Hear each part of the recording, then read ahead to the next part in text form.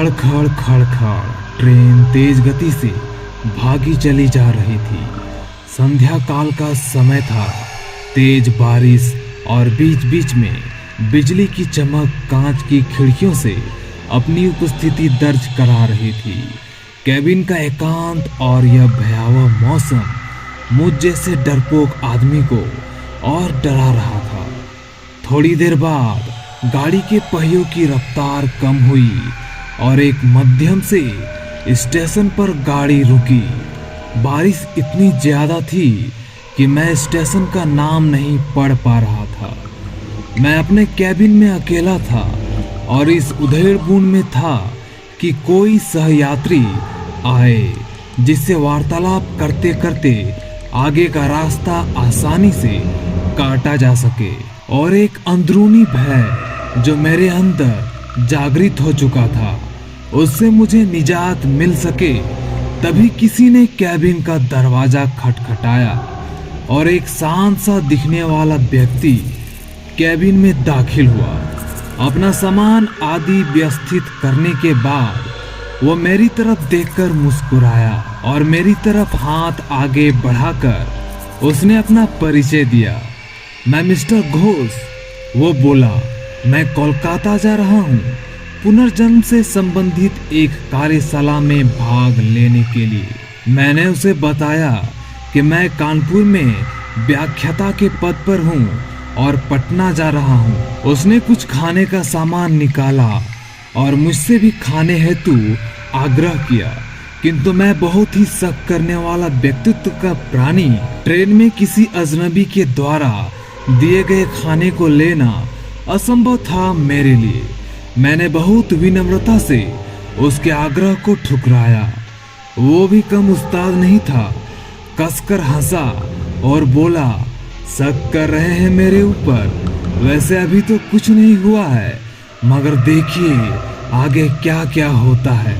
उसके ये शब्द सुनकर मुझे सांप सूंघ गया, किंतु मैंने किसी तरह अपनी घबराहट को छिपाया। इसके बाद कोई स्टेशन आने पर वह उतरता और ट्रेन चलने के बाद किसी दूसरे कंपार्टमेंट से चढ़कर फिर आ जाता। पूछने पर बोलता कि बीच बीच में रेलवे की नौकरी भी कर लेता हूँ। थोड़ी देर बाद मैं और वह विभिन्न विषयों पर चर्चा करने लगे। उसने पुनर्जन्म से संबंधित बातें प्रारंभ की और पुनर्जन्म को अंधविश्वास बताया। थोड़ी देर बाद उसने मुझसे पूछा कि क्या आप भूत प्रेत पर विश्वास करते हैं? मैंने कहा, बिल्कुल। वो जोर से हंसा और बोला, यह सब बकवास है। मुझे भूतों पर विश्वास था, किंतु वो भूतों के अस्तित्व को नकारता रहा। काली रात अपने यौवन पर पहुंच चुकी थी। चर्चा उपरांत और मैं वातानुकूलित प्रथम श्रेणी के कक्ष में सोने का प्रयास कर रहा था। अचानक मुझे ऐसा अनुभव हुआ कि कोई मेरे गले पर गर्म अंगार रख रहा है। मैं हड़बड़ाकर उठा, लेकिन कहीं कोई नहीं था मेरे अलावा उस कक्ष में। मेरा वही सहयात्री था जो सामने की बर्थ पर लेटा घोड़े बेचकर सो रहा था। मैं फिर सोने का प्रयास करने लगा। अभी आंख लगी ही थी कि मुझे अपने पेट पर बहुत तेज दबाव और हंसने की तेज आवाज सुनाई दी। मैं घबराकर उठा तो देखा कि सहयात्री बर्थ पर नहीं था। लगभग 1-2 मिनट बाद वो आया और बोला, जनाब सोए नहीं? मैंने अपनी घबराहट रोकते हुए उससे कहा, अभी नींद नहीं आ रही।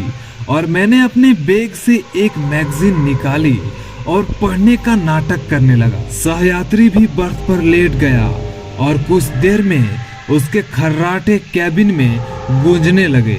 मैं भी थोड़ा निश्चित हुआ और बर्थ पर आंख बंद करके लेट गया। ट्रेन कभी धीमी होती तो कभी रफ्तार पकड़ लेती, लेकिन मेरे दिल ने अब तेज रफ्तार ही पकड़ रखी थी। भय और घबराहट के कारण लघु शंका की इच्छा अपने आप मेरे अंदर जीवित होने लगी और मैं टॉयलेट की तरफ मुड़ा। जैसे ही तो मैंने टॉयलेट का दरवाजा खोला तो वह सहयात्री मुझे अंदर दिखा और मैं चिल्लाते हुए अपने बर्थ की तरफ भागा। देखा तो वह सहयात्री इत्मीनान से अपनी बर्थ पर सो रहा है। मैंने घबराहट में उसे जगाया। वह बोला, अरे क्या हुआ, इतना मासूम लग रहे हो, डरे हुए बिल्कुल। वो जैसे कुछ जानता ही ना हो ऐसे बोला। मैंने कहा, आप यहाँ भी और वहाँ टॉयलेट में भी।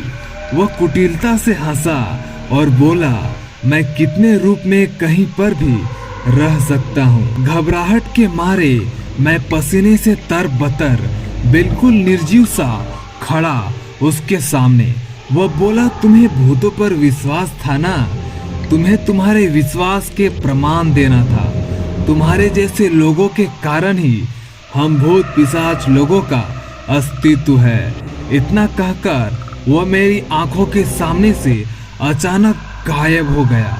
मैं डर के मारे अवाक और निर्जीव सा अपने बर्थ पर बैठा रहा। तभी कैबिन के अंदर टिकट निरीक्षक आया। उसका चेहरा देखकर मुझे बेहोशी छाने लगी, क्योंकि यह वही सहयात्री था मेरा, और वो टिकट चेक कर मुस्कुराता हुआ चला गया। तो दोस्तों, अगर आपको आज का वीडियो बहुत पसंद आया हो तो जरूर इस वीडियो को लाइक करके जाना। और हाँ, अगर आप इस चैनल में पहली बार आए हो तो जरूर इस चैनल को सब्सक्राइब करके जाना। चलिए तो हम मिलते हैं अगले वीडियो में।